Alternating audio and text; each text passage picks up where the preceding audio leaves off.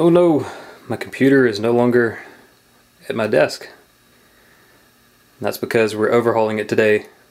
I figured I would video the ordeal, and hopefully everything goes smoothly, but this will be a little bit different of a video. As most of you have probably gathered by now, I'm kind of into PC gaming, and got some new parts. Going to be overhauling my computer, and let's get going here. I'll show you what all it is and what all it's gonna be. So this is the main system here that I've had for a while. It's a 650D Corsair Obsidian case, and it has a liquid cooled Intel 477D CPU, the i7, and it's using the XP Rasa 240 water cooling kit. Been really happy with it, but we're going to be making some big changes to that today. Also, the two 970s that I've got here, there's a bit of a problem. As you can see, they're in the SLI format for this motherboard. This is the ASUS Griffin motherboard. As you can see, it's got them sandwiched right up against each other, and this top card here runs at about 30 degrees Celsius hotter than the bottom card, and I basically am having to underclock this card just a little bit because it's just getting too hot and it's causing the driver to stop responding. So I had two options. I could either liquid cool both of them, go to one card, or buy a new motherboard that put more space between them. And buying a new motherboard happened to be just the cheapest fix. So that's what we're going to be doing today, among other things. Got the Supernova 850 power supply. Love this thing. Super quiet. So let's go check out what we're going to be putting in this thing. I'm going to be taking out the integrated pump radiator, and I'm going to be basically just closing up all these front spots on the front of the machine. I'm going to be keeping the 240 radiator, and I'm going to be switching out those two Noctua fans with, I've got a couple of these Corsairs.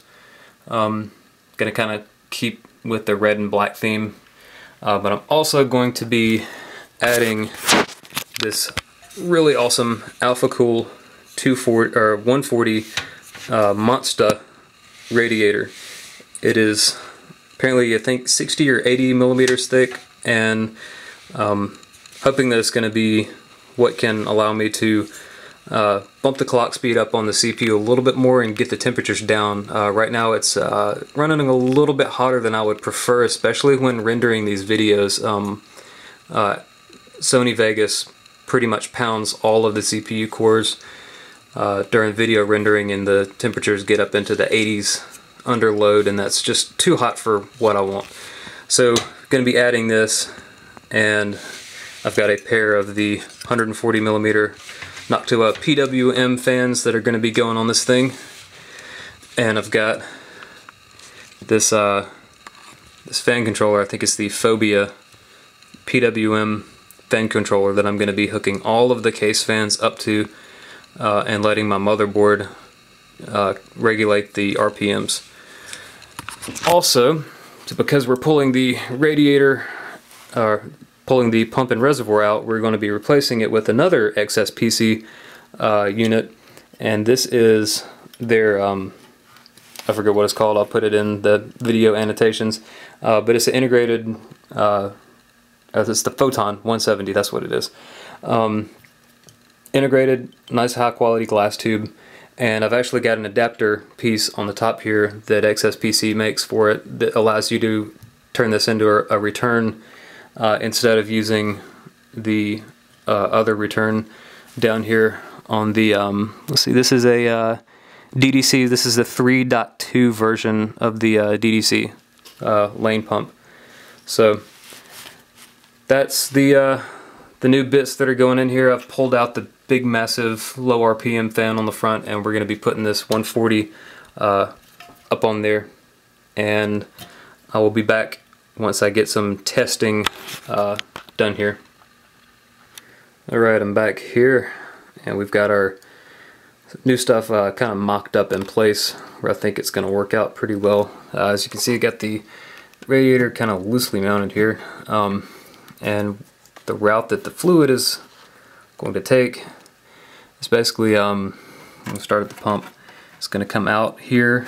I've also got a bleed port set up on the second output, and it kind of goes out of this conveniently located, there's another hole right here, a hole in the case, and that's going to be plugged up when it's not being used. So that's going to be my bleed port there.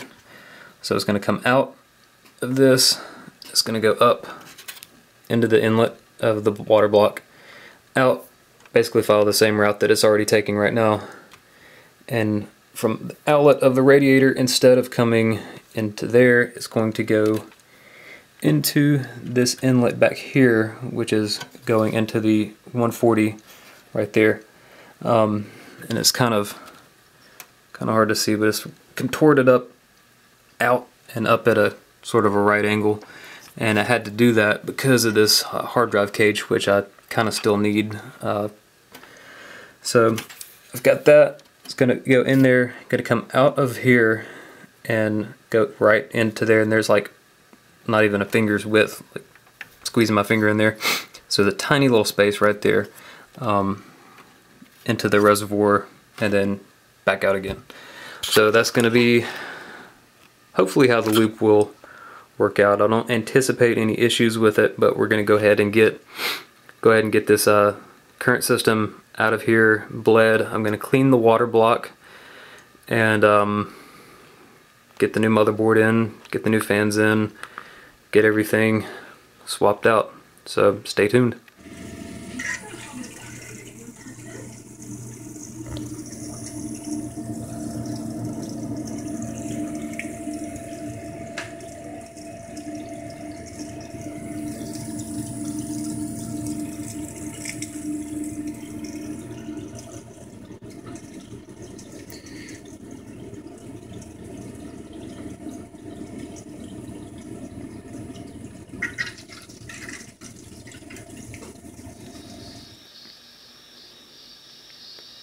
Alright, the motherboard is in, the water block is in, disassembled and cleaned. I did have some gunk in there that had built up in the little cross-hatched area, so I got that all cleaned up.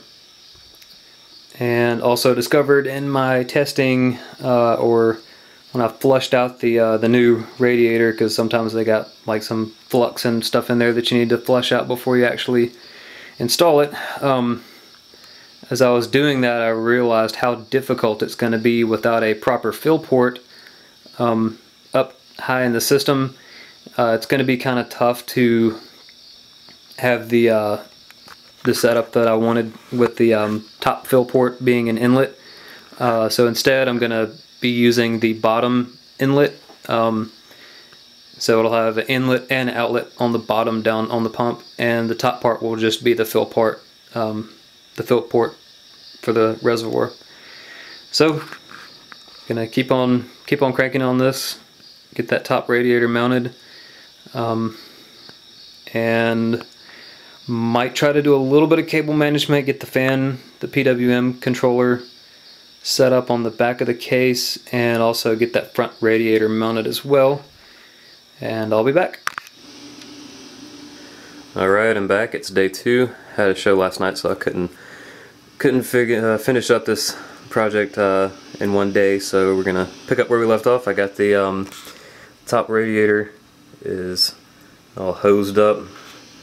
Let's get the cable or the line running from there into the radiator, and I had to kind of brainstorm for a little bit to decide how I wanted to mount my reservoir and pump. I didn't want to drill into the bottom of the case. It has little mounting feet right there where it can catch, but I didn't want to do that. So what I've decided to do, I found these little zip tie strap downs that have a little screw hole through them, and a couple of these metal screws. And what I'm going to do is drill 2 holes in this piece area right there, and basically just run mount these little zip tie holders onto that, and run a zip tie around this piece right here on the back of the reservoir that's kind of like a mounting plate. Basically just strap the reservoir down to those little anchors with zip ties around this thing, and you shouldn't be able to see it once it's turned around. I did add the little neoprene pad that came with it to kind of isolate the vibration from the case, from the pump. So that's where we're at now. Stay tuned for more. Alright, I'm ready to, wow. Okay, I've got a really loud heater furnace over there, so you'll have to bear with the noise here with me. Anyways, I've got my handy little jumper for the power supply here, and I'm gonna go ahead and start doing the leak test for the full system. I'm gonna be using distilled water for the leak test, and just basically be powering on the pump, letting it circulate, refilling it, or continuing to fill it up as needed, and then once it's filled up and it's not running a risk of the pump actually getting no water in it, which would burn the pump up, I'll leave the system running. I've got some paper towels laid up in there on top of the top video card for the in case the CPU fittings decide to leak, and then I've got more on the bottom of the case for that. And I've also got the funnel running up above the case, which is where I'm going to be filling it from. So let's get started.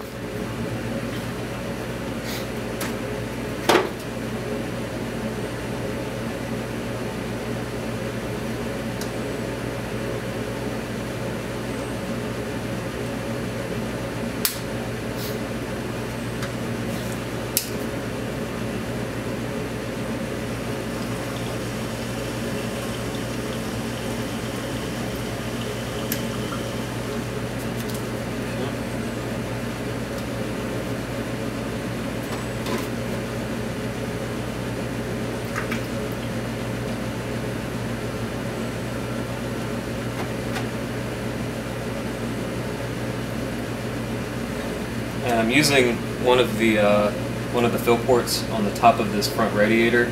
I'm basically just loosening it up just enough so that there's not a vacuum holding this water up in the funnel anymore. And once the water goes down out of the funnel, I'm tightening it back up, because if I leave this loosened up while the pump's running, it's going to start gushing out of there. So I close it up.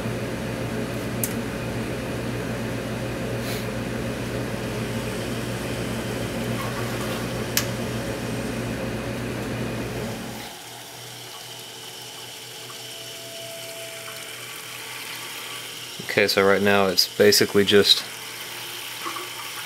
getting the air bubbles out of the system, and this is slightly loose, and I'll let the air bubbles get out. It is almost to the point where I need to add a little bit more fluid. I'm just going to go ahead and do that now.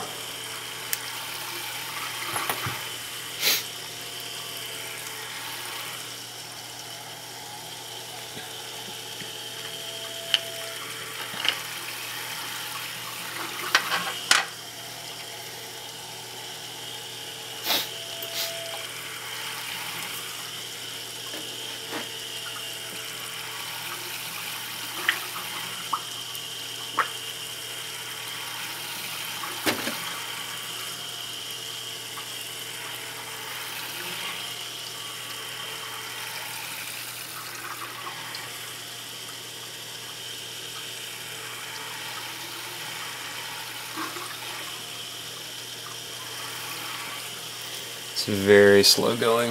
This fill port operates very slowly.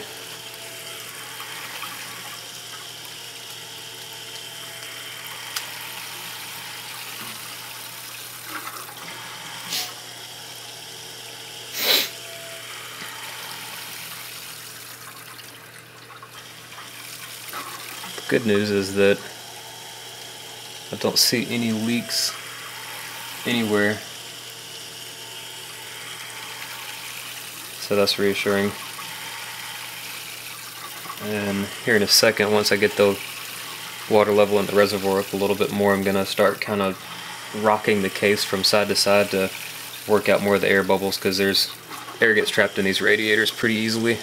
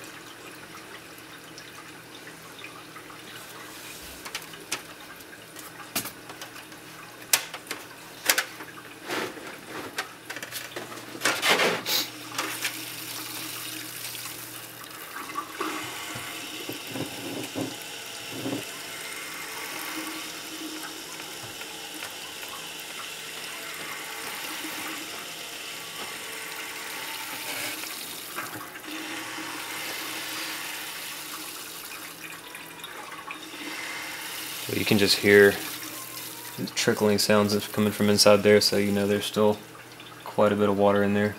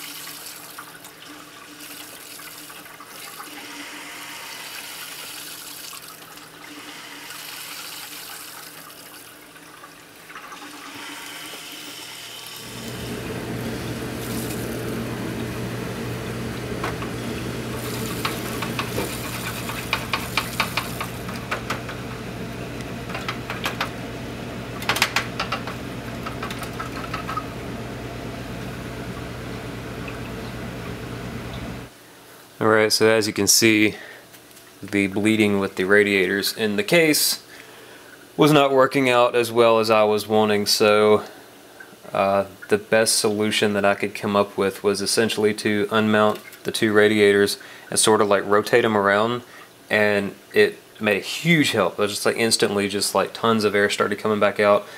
This one, I believe this one is completely free of air. This one I still hear a little bit of trickling in there, which you're not supposed to hear, so I'm going to continue to sort of rotate this guy around, upside down, and then right side back up.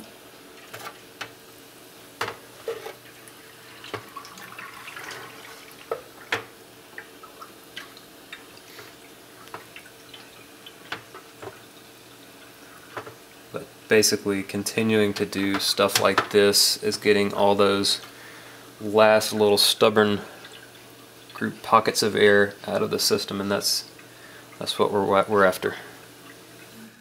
Alright, everything is done.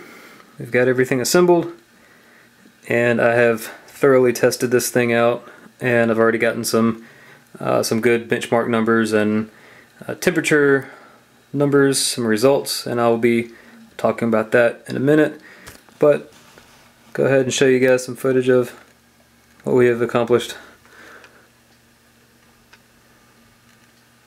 and everything is nicely routed.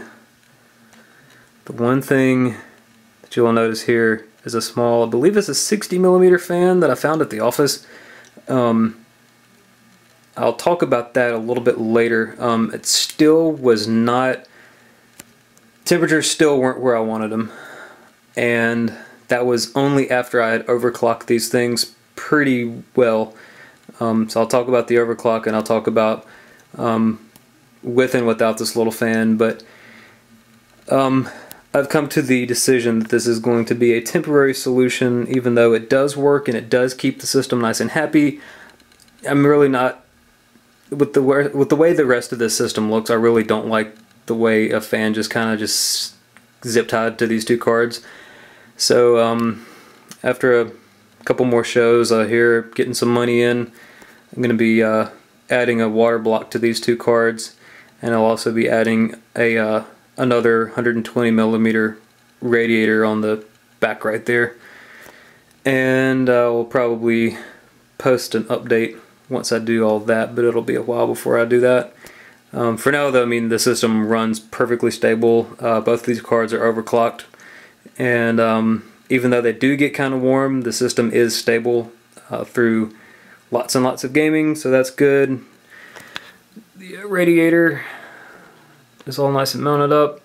Got the reservoir, the pump tucked back there, and put some black electrical tape over the label because it was just kind of like an ugly white label sticking out, so covered that up.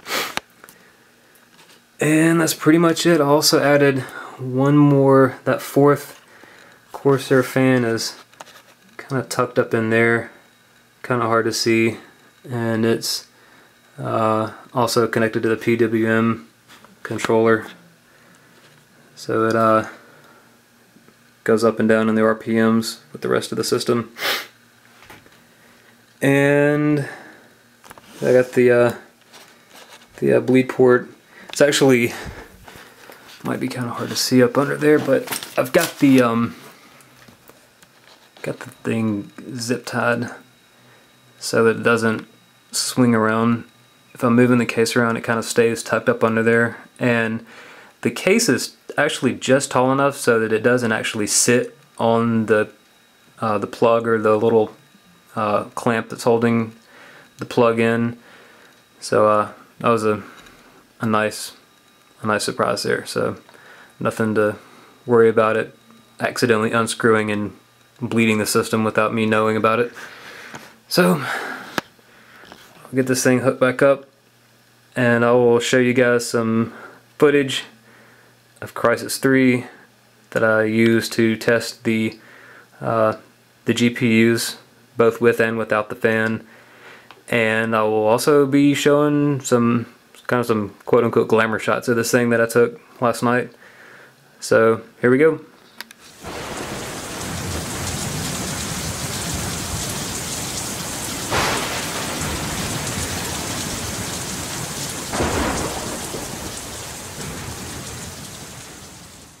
Alright, it is time to talk numbers. What did all this achieve?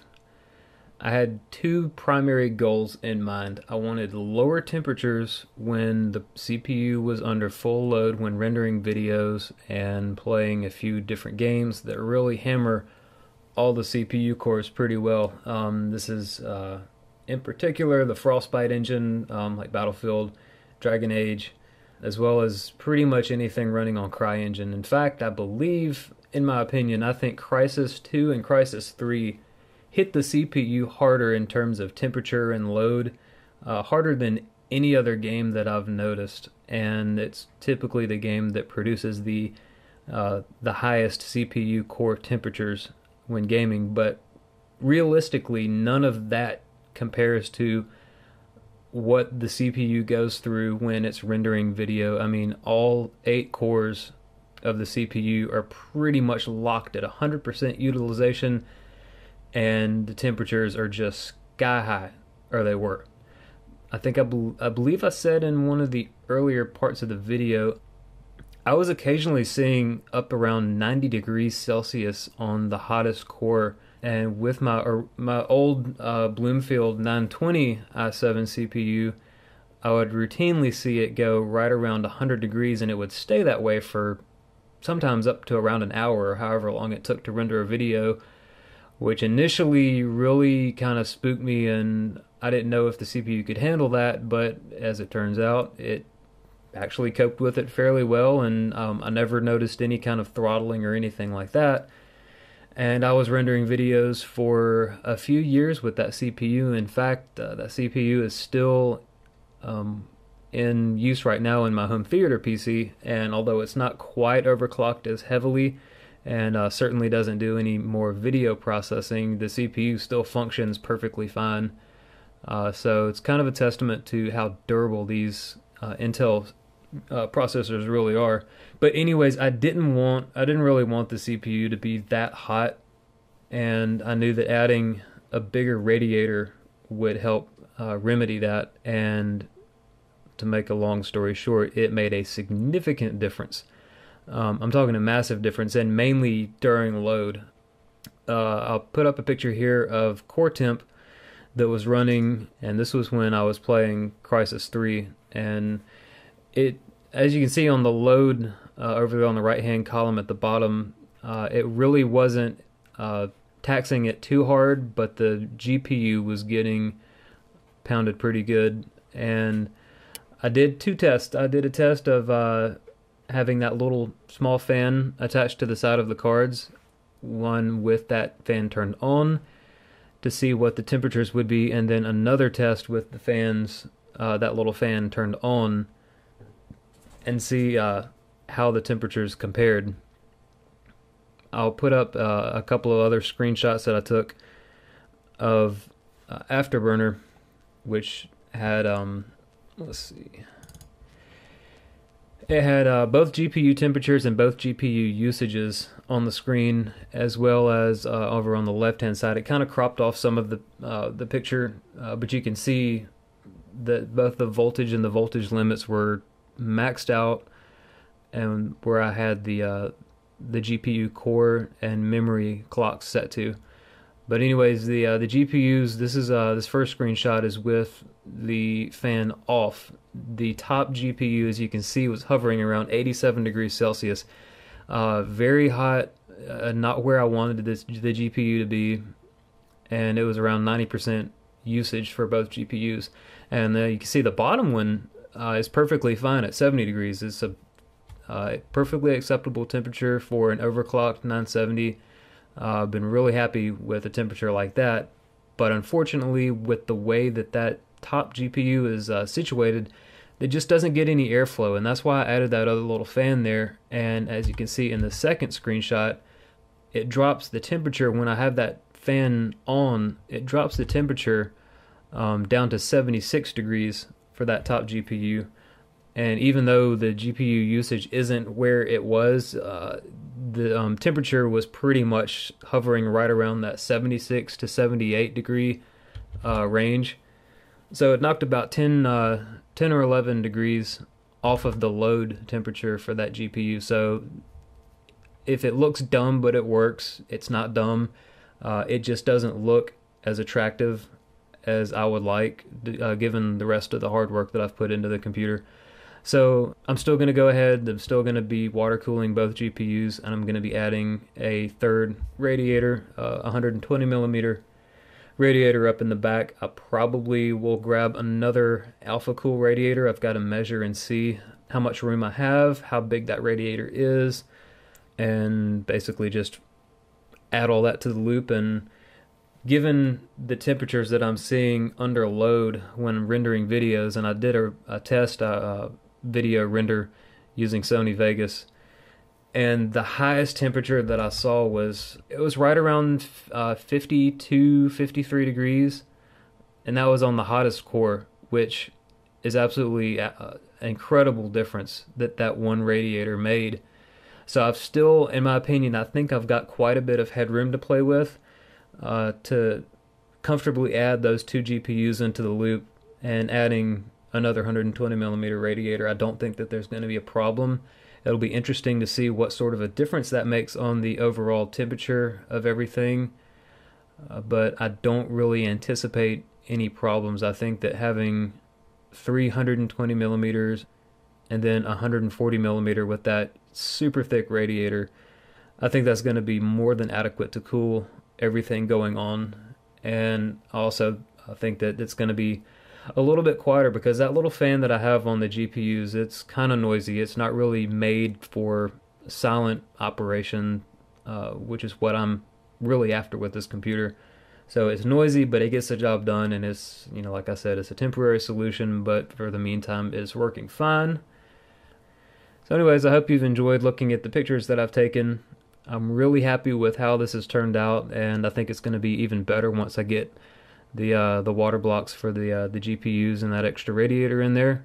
I'm finally going to have a system that I'm really not holding anything back on. It's something I've wanted to do for quite a while, and with every build that I've done, I've gotten a little bit closer and a little bit closer. But this is the one where I've really pulled out all the stops and really gotten serious with the water cooling, and I'm really seeing massive dividends with the effort that's been put in and the money that's been put in and the time. So after a little bit more research on what kind of blocks I'm going to get, I'm still not 100% sure. Maybe a EK block, maybe blocks for the GPUs. I don't know if I'm going to do the bridge on there. I might just, I've got a couple of extra fittings, the Bits Power water fittings, that I might use those just to cut down on the cost, because I think that bridge is kind of expensive for what it is. And then, like I said, yeah, just adding that extra radiator in there, which their standard 120 radiator isn't really that expensive. So anyways, I hope you guys enjoyed watching the whole process unfold, and I will definitely be adding a new video showing the GPU blocks going in and the new radiator going in, and also, of course, some pictures of that and the results of that temperature wise, and how everything turned out. So anyways, I thank you all for sitting through this massively long video, and stay tuned for more. Thanks.